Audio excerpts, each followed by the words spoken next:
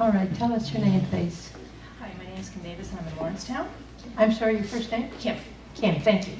My question is, you're all fighting for our votes. Unfortunately, voters can only hold elected officials accountable when an election is called. If you become the elected official for Eastern Shore, will you uphold the promises you and your party have made, or if not, will you resign from your seat? Thank you, Kim. And the question first goes to Patricia. Good, because I like this question. It's a great question, Kim. Thank you for that question. And I certainly, knocking door to door, that's been one of the main things that I've been talking about with folks, is being held accountable. Something that appears to be very refreshing to people is when I tell them I will make no promises. No promises except for that I will be accountable to the things that I say, and accountable to the process of representation as your MLA, which is hearing the voices and taking those voices forward to find solutions, the best solutions for Eastern Shore. That is like what I can offer, is to be held accountable. Thank you. Thank you, Patricia. Next speaker is Randy. Yes, well, I'm accountable only to the electorate, so I don't have to follow any party lines, of course. But I do know that if I'm unable to deliver what I think I can deliver, then I'm sure the people will tell me and I will simply walk away.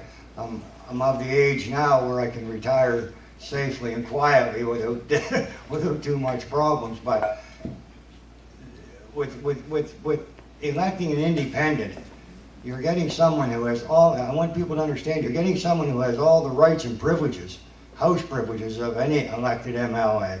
And you have the same ethics that you should follow, and you have the same codes that you should follow, and that is simply be honorable and do what you say you're going to do, or at least try to do what you're going to do. That's all you can do. It's all I can do. I can't twist arms, but I did have occasion one time to get, or more than one time, to get in an argument with the governments, and they told me, a gentleman told me to call the Canadian Human Rights, in which I did.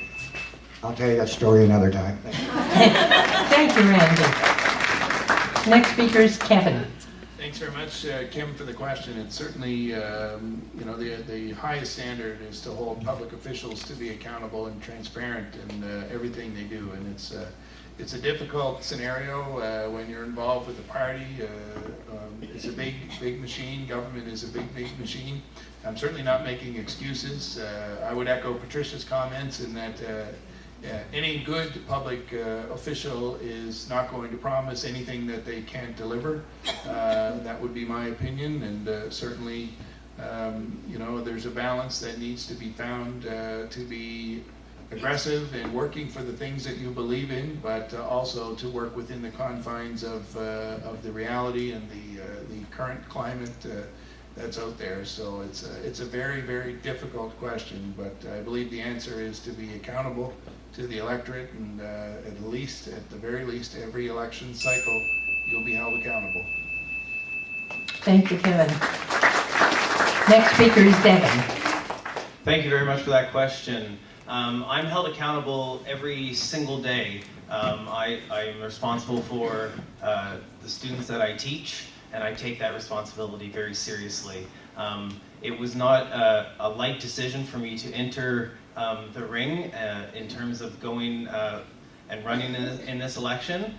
I can tell you with the utmost certainty that I believe in our party's platform. I wouldn't be here if I didn't.